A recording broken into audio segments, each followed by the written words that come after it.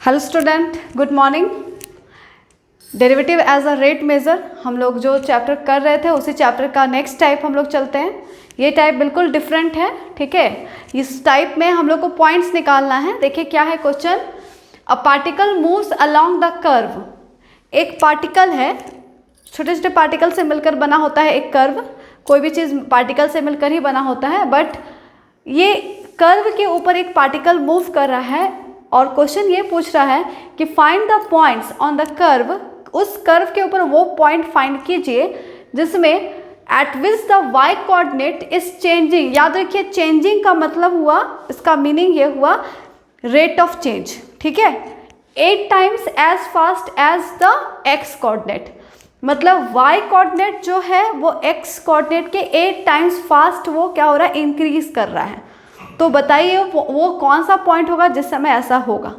मतलब x अगर x coordinate से हो रहा है, मतलब आपका अगर x2 है तो 8 to the 16 y कोऑर्डिनेट होगा, इतना वो बता रहा है। ये आपका रिलेशन दिया हुआ है। तो देखिए चेंज हो रहा है तो समय के अकॉर्डिंग ही हो, इसलिए टाइम जरूर हम लोग लिखेंगे, ठीक है। तो यहाँ देखिए सबसे पहले यहाँ पर अगर मान लीजिए एक कर्व है, ये कर्व है, इस कर्व का इक्वेशन दिया हुआ y is equal to 6y is equal to x cube plus 2, ये दिया हुआ है। इस पर एक point P x comma y आपको फाइंड करना है, जो क्या होगा एक्स वाई कोऑर्डिनेट एक्स का क्या होगा 8 टाइम्स इंक्रीज करेगा एक्स कोऑर्डिनेट के। तो हम लोग देखिए सबसे पहले लिख लेंगे let P x y be the required point. हम रिक्वायर्ड पॉइंट को कंसिडर कर लिए, रिक्वायर्ड पॉइंट। और इस तरीके से है रिक्वायर्ड पॉइंट जो है वो इस तरीके से दिया हुआ है, गिवन में है कि dy by D T 8 times of dx by D T, इस तरीके से चेंजेस हो रहा है, ठीक है। इसलिए हम लोग को x में 8 इंटू करना होगा, dy by D t is equal to 8 into d x by D t आपका हो गया। अब चलिए, अब क्या है आपके पास गिवन कर्व क्या दिया हुआ, given equation of curve. Given equation of curve आपके पास है 6y is equal to x cube plus 2। Differentiate कीजिए t के रेस्पेक्ट में, dy by D t is equal to 3x square d x by D t. 2 का differentiation 0। dy by D टी का value तो हमें पता है 8 into d x by D t, value put कर दीजिए। गिवन में दिया हुआ था आपके पास 3x square d x by D T, यहाँ गिवन दिया हुआ है dy by D T 8 times of dx by D T, इसलिए हम यहाँ पुट किए। ये सब मेंशन करना बहुत ज़रूरी है। यहाँ से dx by D T cancel, यहाँ से 3 2 ज़ा 6 कैंसिल, ठीक है। तो ये आपका आ जा रहा है 8 2 ज़ा 16, x square is equal to 16, that means x is equal to plus minus 4, ठीक है। अब ये क्या करेंगे, इसमें पुट कर देंगे। नाउ इसको आप इक्वेशन 1 कंसिडर कर लीजिए। From 1 when x is equal to 4 then 6y is equal to 4 का cube plus 2, 6y is equal to 64 plus 2, y is equal to 66 by 2, तो 11 आ जाएगा। y का वैल्यू इस समय 11। फिर लिखेंगे when x is equal to -4 then 6y is equal to -4 का whole cube plus 2, ठीक है। अब इसका कैलकुलेशन देखते हैं यहाँ पर।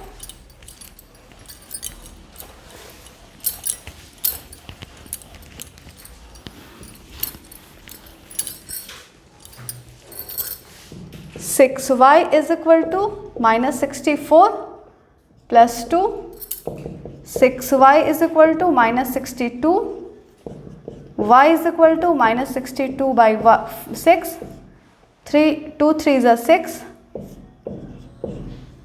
तो y is equal to -31 by 3।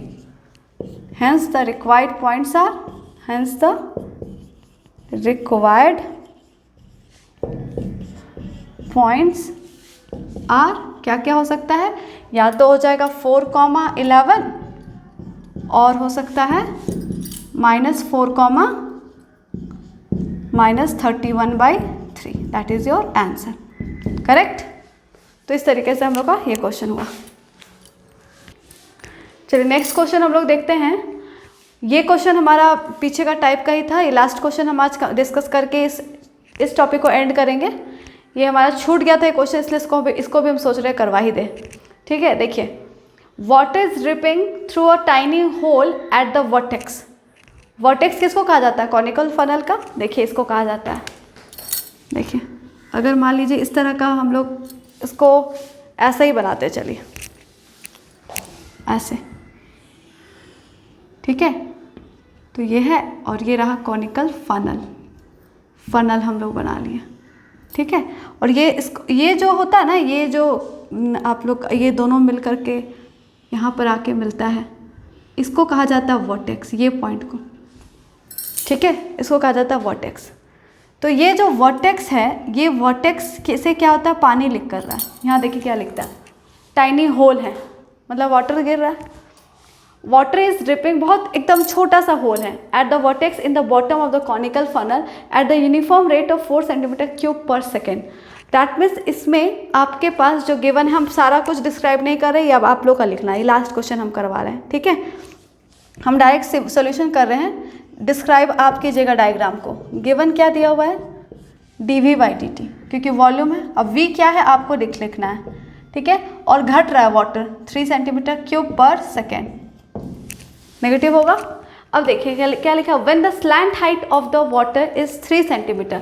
Slant height तो इसको कहा जाता है, इसको कहा जाता है slant height of the cone, जिसको हम लोग L कंसिडर कर ले रहे हैं, ठीक है। और इसका हाइट जो है, इसको ले ले रहे हैं H, और इसका रेडियस हमारे पास कुछ भी नहीं दिया हुआ, इसको ले ले रहे हैं R, ठीक है। अब यहाँ लिख रहा है कि find the rate of decrease of the slant height of the water given that the vertical angle of the funnel is 120 degree. देखिए वर्टेक्स अगर ये है तो इसका वर्टिकल एंगल इसको ही कहा जाता है। देखिए वर्टिकल एंगल 120 डिग्री दिया हुआ है। दैट मीन्स ये जो एंगल होगा ये 60 डिग्री होगा, और ये जो एंगल होगा वो भी 60 डिग्री होगा। जब ये पूरा का पूरा 120 डिग्री है तो दोनों अलग अलग 60 डिग्री में हो जाएगा, ठीक है। अब यहाँ से आप एक नेम दे दीजिए, OAB हो गया। Given that the vertical angle हो गया। तो देखिए यहाँ बोल रहा है जब L स्लैंट हाइट बताइए, जैसे वाटर लेवल धीरे धीरे कम होता जाएगा, तो बताइए कि स्लैंट हाइट कितना घटेगा, किस रेट से घटेगा, जब उसका स्लैंट हाइट 3 cm होगा, ठीक है। तो L का वैल्यू शुरुआत में पुट नहीं करना है। यहाँ पर मेन चीज़ क्या है, आपको जो निकालना है स्लैंट हाइट का रेट ऑफ डिक्रीज निकालना है।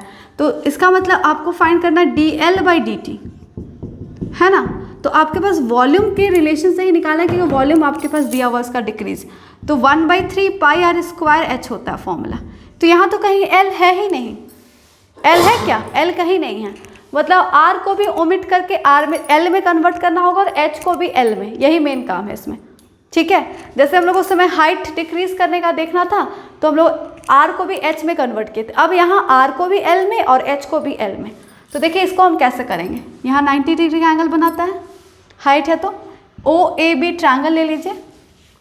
इन ट्रायंगल OAB, ठीक है। इस ट्रायंगल में आप क्या कीजिए, एक बार ले लीजिए sin 60 डिग्री, sin 60 डिग्री लीजिए।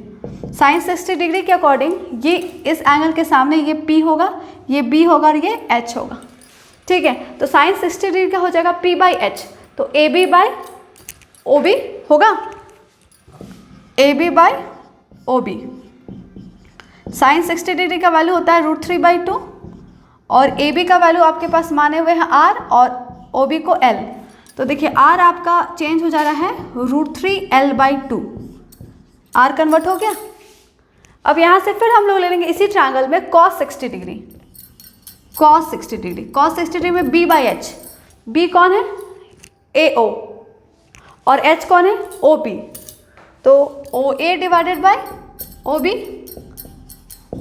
cos 60 डिग्री वैल्यू 1/2, और OA का वैल्यू हम लोग कंसिडर किए हैं H/L। तो यहाँ से H का रिलेशन L में आ जा रहा है L/2। तो देखिए R का भी निकल गया L के रेस्पेक्ट में वैल्यू और H का भी वैल्यू मिल गया L के रेस्पेक्ट में। अब वॉल्यूम का फॉर्मूला में ये दोनों को पुट करेंगे, उसके बाद डिफ्रेंशिएट करेंगे, dV/dt वैल्यू पुट करेंगे, देखिए आ जाएगा V have V is equal to 1/3 pi r² H। अभी कुछ मत कीजिए, पहले पुट कीजिए 1/3 पाई R का रिलेशन क्या निकला था √3L/2 का होल स्क्वायर और H का क्या निकला था L/2, देखिए L/2। अब इसको पूरा सॉल्व कर दीजिए 1/3 पाई 3L²/4 इंटू L/2, 3 कैंसिल, तो यहाँ आ जाएगा पाई L3/8। तो ये आ गया वॉल्यूम का, ठीक है, L के रेस्पेक्ट में वॉल्यूम। अब ये इसको सिंपली डिफ्रेंशिएट कीजिए, डिफ्रेंशिएट करके और अब यहाँ से dL/dt निकाल लीजिए जब L का वैल्यू 3 सेंटीमीटर होगा। क्वेश्चन यही बोला है, देखिए dV/dt इज इक्वल टू पाई/8 आपका कांस्टेंट है, dL इंटू dL/dt, यही आपको फाइंड करना है। dV/dt आपका -4 के रेट से घट रहा था, पाई/8 3L² dL/dt, यहाँ से dL/dt को सेपरेट कर लीजिए, -4 into 8 divided by pi 3πL² is equal to dL/dt। अब L का वैल्यू आपको क्या बोला है 3 सेंटीमीटर, तो dL/dt